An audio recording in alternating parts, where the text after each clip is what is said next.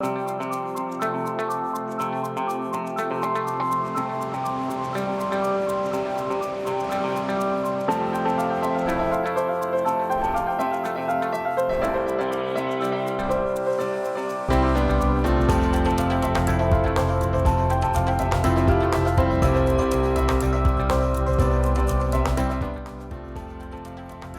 afternoon. Thanks for joining us across the fence. I'm Fran Stoddard.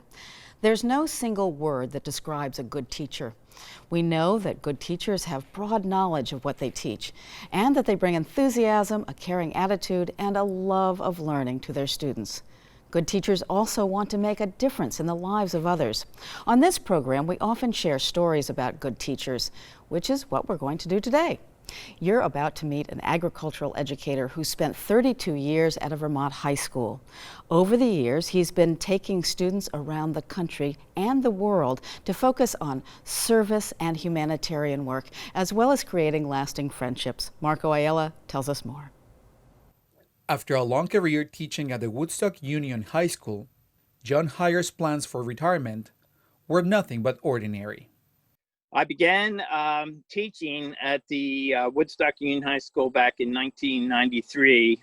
I had been there 5 years as a groundskeeper and also substitute teacher.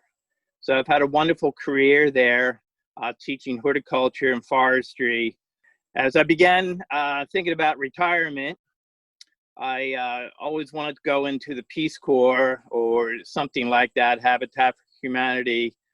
So my wife had suggested, well, maybe you would think about continuing on with your experience of travel and service and agriculture by developing the nonprofit, which we named Trees and Seeds. It's a name we developed to kind of encapsulate the agriculture background, not only to my career, but to the program that I've been teaching. And so trees are very important for these different communities of need. They provide food, they provide shade, they provide erosion control, they provide wildlife habitat. Carrie Bristow, Vice President and co-founder of Trees and Seeds, has taken part of many of these trips and quickly realized that the human factor is just as important as the service aspect of it. We realize that you can offer work anywhere. You can do work anywhere in your own community from there and on out. But it's getting to know people that really makes the work more meaningful. And I realize that getting to know broader groups of people just helps us all with our own cultural understanding of ourselves, as well as opening up our eyes to see that how different people work and live. And that in the end, almost all of us have the same goals. We want to have a happy life. We want to have a family around us and friends, and we want to have enough to be comfortable to live with. I really found from my experiences that students really like to travel with a purpose. And so we began doing a lot of trips with service-oriented projects in mind. And so we have been to Peru several times with students from high school. And we worked on the Amazon doing different projects, building schools and also medical clinics. To be planting the first tree for Trees and Seeds. We plan to plant a lot of fruit trees in a bigger field over here. Well, we had a wonderful trip to Malawi. There was about 27 of us all total on that particular trip. And we spent over 2 weeks in the community where we not only planted trees, but we had good relationships within the community. I was taking horticulture with Mr. Hires, and he reached out to me and expressed interest in how much he thought I would like the trip. So I looked more into it and ended up filling out an application and getting in. Kelly Jackson is one of the many students that have taken part in these trips, and the social interactions with the locals proved to be one of her favorite parts of the experience. Say hi! I know that Ms. Bristow and Mr. Hires really wanted to push that social interaction by bringing like people into agriculture and connecting them with the community. Like a lot of times we'd be in the villages showing the kids how to plant a tree and how like this works and that works. And we also had that huge language barrier when we were there because all the kids and the people in the villages don't speak English. So we had to try to use our body language and use like hand gestures and all that kind of stuff to really connect agriculture with the community.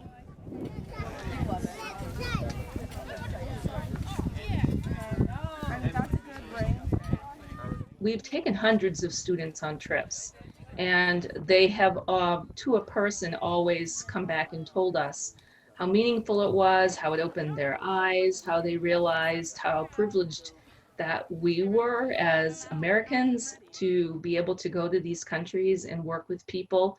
And our goal was never to come into any place and say, this is what you need. It was more, what do you need?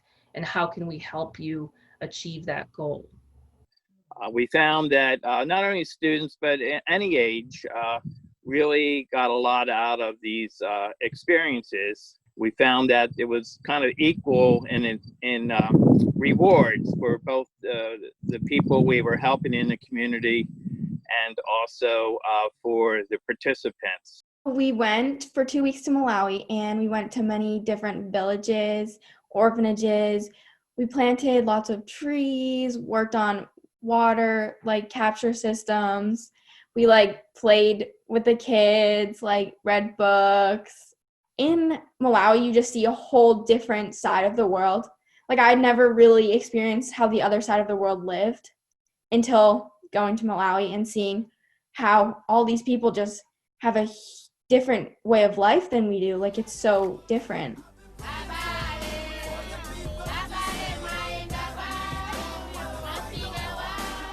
And even though their way of life is quite different, Carrie recognizes those differences is what gives them the opportunity to connect and make a difference.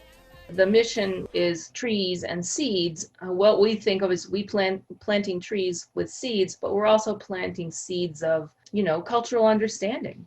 It's cultivating hearts and soil. That's why we started. It wasn't just simply to go plant trees, because we could just send the money and have the people there plant the trees. It was really to broaden our perspective as Americans to say, we're people who are interested in you and your country, and we want to help you because we can. Nurturing those common bonds with people across the world has proven to be rewarding for the participants. We visit a lot of orphanages, and our students just fell in love with a lot of the orphans that are in these different schools, from being like an infant all the way up to teenagers. And they were very touched by it. It's just an amazing experience. It makes it all worth it for me. So I think the most rewarding thing for me was being in the orphanage. So there was this one orphanage that we went to. I was sitting with a little kid on my lap, and the head, like the leader of the orphanage, was explaining how these kids were abandoned, left on the side of the road.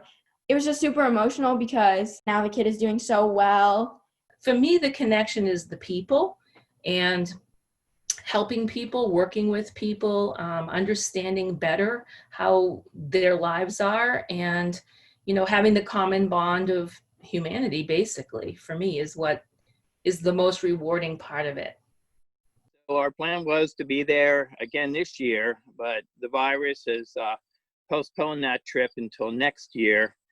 And we're formulating a group to go back and develop projects, more projects. So we've let them know that we're here to stay and see our plans through. So some of these projects may be developing wells for clean drinking water and crop irrigation, maybe teaching new methods of growing maybe 3 crops in a year instead of 1, better mulching practices, permaculture, along with planting native fruit trees.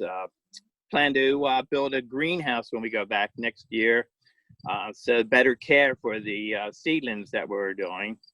And 2 other important things we're looking at for long range is developing new fuel alternatives instead of them cutting down trees for firewood and cooking each day, we're trying to develop corn pellets, pressing these corn stalks into fuel.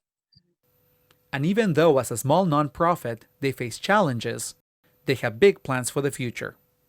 The financial piece is probably the biggest challenge for us because we just don't have a whole lot of, we don't have much overhead. But we also don't have a lot of funds to say offer scholarships to students or others who would like to travel but don't have the the funding. We're young and we're just getting our feet underneath us, but we also have ideas of working here in the United States, doing the environmental projects, trees, planting trees like in Yellowstone. We've contacted Yellowstone National Park. Maybe going back to Peru and continuing to develop projects, agriculture projects along the Amazon River. We don't want to just focus ourselves or keep ourselves in one place. As we grow, we hope to travel many different places from the United States around the world. Trees and Seeds is changing lives abroad and helping young minds understand the importance of kindness and appreciation for the things they have, as well as the social responsibility of helping others. This experience honestly changed my life. I look at the things that we have here in the US and the things that we experience so much differently. It just gave me so much gratitude towards these people because they have nothing compared to what we have and they're so happy, and I think every kid should have to experience how the other half of the world lives. In South Hero, I'm Marco Ayala for Across the Fence. For additional information about Trees and Seeds, including updates on future trips, check the website we've listed on your screen. It's treesandseeds.org. And that's our program for today. Once again, thank you for joining us Across the Fence. I'm Fran Stoddard. Stay well.